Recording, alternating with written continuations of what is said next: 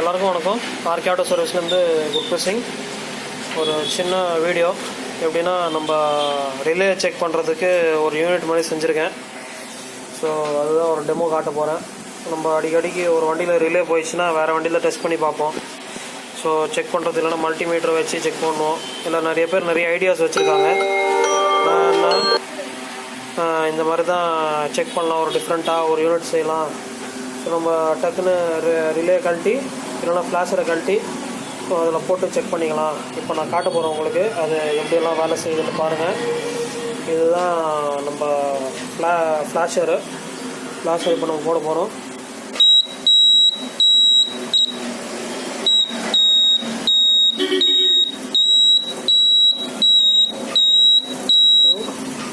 Flasher எடுத்துட்டோம்.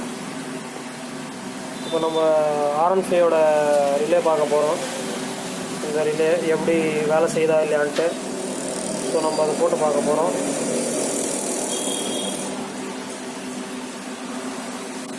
நீங்கள் பார்க்கலாம், அதை வேலை செய்யுது.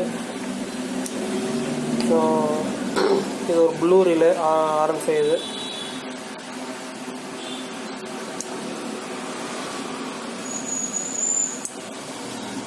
இப்போ நம்ம ஹார்னோட ரிலே பார்க்க போகிறோம்.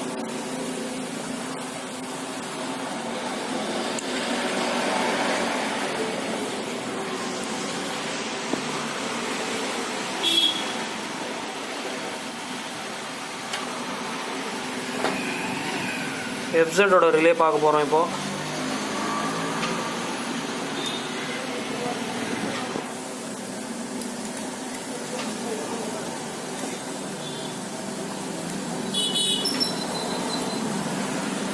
இப்போ ஆக்டிவ் ரிலே பார்க்க போகிறோம்.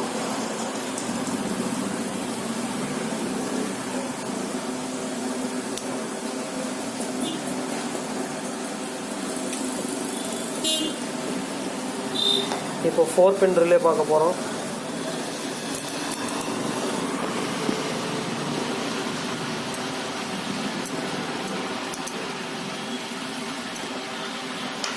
இப்போ 5 பின் ரிலே பார்க்க போகிறோம்.